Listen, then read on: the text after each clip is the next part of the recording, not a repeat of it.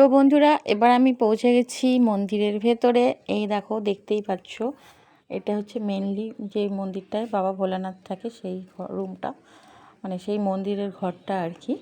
তো এখন আমরা চারি সাইডটা ঘুরে দেখব। এইটা হচ্ছে বজরংবলীর পঞ্চমুখ বজরংবলী, এই একটা ঘর, ঠাকুর ঘর। আর আমরা গেছিলাম তখন বিকেল ছিল, এবার ভেতরে ঘুরতে ঘুরতে না সন্ধে হয়ে গেছিলো। তো অনেক ঠাকুরের মূর্তি, অনেক মায়ের মূর্তি, আর অনেকগুলো ঘর। বলছিলাম না যে পুরোটা একসাথে ব্লগ করলে আমার ব্লগটা এতটা বড় হয়ে যাবে, তোর জন্য আমাকে ভাগ করে নিতে হলো।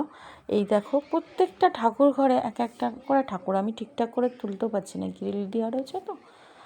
এই যে এখানে শিব পার্বতীর মানে মন্দির আর কি, ঘর আর ঠাকুর ঘর। এটা হচ্ছে শিব পার্বতী, এই যে শিব ঠাকুর দাঁড়িয়ে আছে, শিব পার্বতীর মূর্তি এটা আর কি। তারপরে আছে রাধাকৃষ্ণর মূর্তি, অনেক ঠাকুর, মানে এতগুলো ঘর।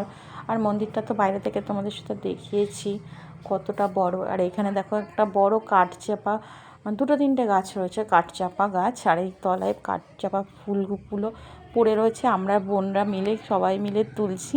প্রথমে গুনগুন তোলা স্টার্ট করেছে, আর আমরা তো কাঠচাপা ফুল তুলে এমনি তো আমরা ফলস ফুল মাথায় দিই, তাই না?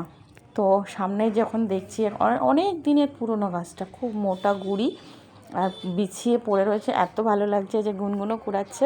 ফার্স্টে গুনগুন শুরু করেছিল ফুল তোলাটা, তারপর আমরাও একটু বাচ্চা হয়ে গেলাম আমার বোনের মেয়ের সাথে, আমরাও একসাথে ফুল তুলে সবাই সবার মাথায় লাগিয়ে দিচ্ছি, আর খুব মজাও করছি, খুব এনজয় করছি। আর আমাদের এই যে দিদি বড়দি আর বড় মাসির বড় ছেলের বৌদি হয় আমাদের, সেও গেছিলো আমাদের সাথে। তো আমরা সকলে মিলে খুব সুন্দর মজা করলাম, এই একটা মুহূর্ত কাটালাম, খুব ভালো লাগলো।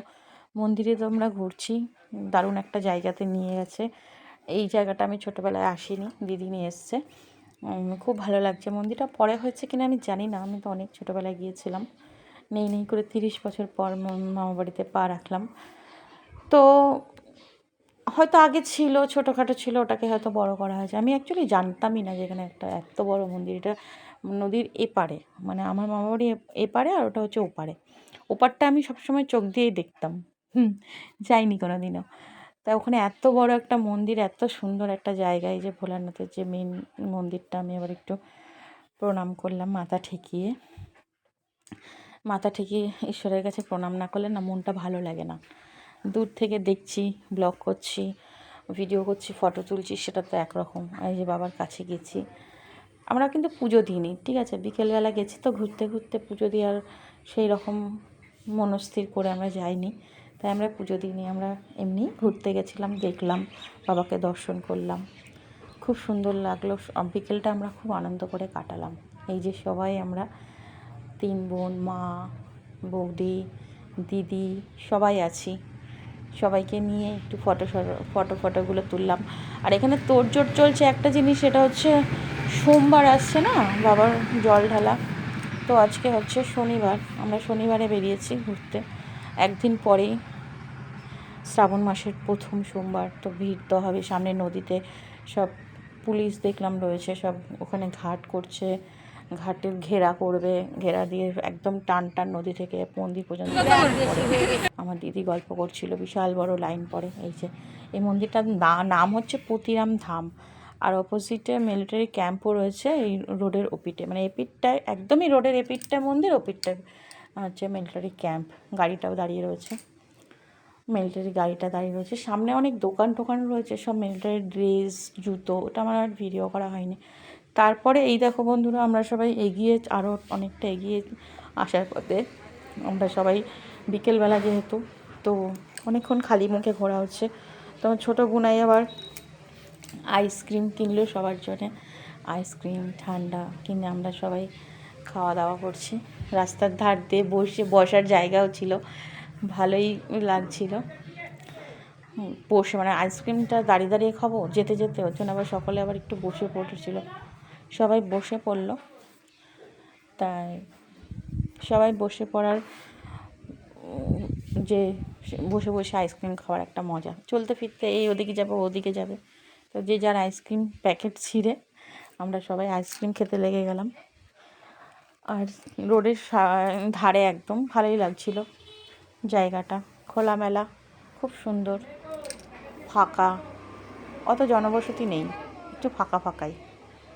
তো আমরা সকলে আইসক্রিম খেয়ে নিয়ে আবার খানিকটা এগিয়ে গিয়ে এই যে সবাই বসে আছি, দেখেছো বন্ধুরা, সবাই আমার বরমশাই সকলেই বসে, ভালোই লাগছিল দেখতে, খুব সুন্দর লাগছিল দেখতে, মুমেন্টটা খুব সুন্দর, তাই তোমাদের সাথে একটু শেয়ার করে দিলাম।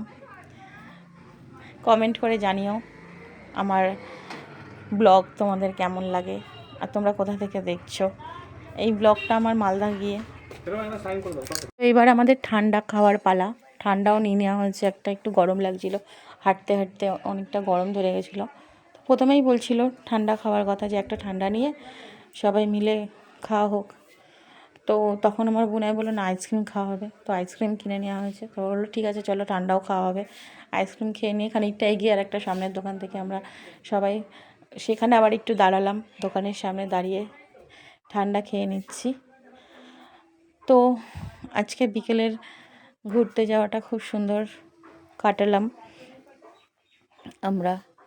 এই মুহূর্তটা মনে থেকে যাবে। আমরা তো যে যার বাড়িতে চলে যাব, এই মুহূর্তটা মনে থেকে যাবে। আবার কবে আসবো মামার বাড়িতে, অনেকটা লং ডিস্টেন্স, তো অনেকটা দূর, হয়তো যাওয়া হবে এক এক করে কোনো সময় কোনো ভাবে, একসঙ্গে সবাই মিলে, তিন বোনের পুরো ফ্যামিলি আর মা, এইভাবে তো কোনো সময় যাওয়া হবে না। কারণ আমার মেজো বোন অনেকবার মানে বড় হয়েও গেছে, দুবার মায়ের সাথে গেছে, এইভাবে তো যাওয়া হয়নি না। তো এই একটা মজা, খুবই আনন্দ করে কাটালাম আমরা সবাই ছোট হয়ে গেছিলাম, মামার বাড়ি গেছি না, সবাই ছোট হয়ে গেছিলাম, মাথায় ফুল টুল দিয়ে, মানে খুব মজা করে, মানে কোনো চাপ নেই আর কি, চাপলেস আর কি, চাপ ছাড়া বেশ ঘুরে বেড়াচ্ছি যে যার মতো, খুব আনন্দ করছি। খুব ভালো কাটলো আমাদের এই বিকেলটা। তারপরে আমরা এই জায়গাটা থেকে আর একটা সামনে বাজার আছে, সেখানে যাব। সেখানেও একটা মন্দির আছে, মায়ের মন্দির সেটা। এই যে আমরা চলে এসেছি, এই মন্দিরটারও একটা নাম আছে, কি বেশ নামটা বললো আমার ঠিক মনে নেই। এখানে মায়ের যে মন্দিরটা, পেছনে একটা বড় টিলা রয়েছে, ঢিবে, সেখানে কাপড় দেয় সবাই, মানে মানসিক করে আর কাপড় দেয়।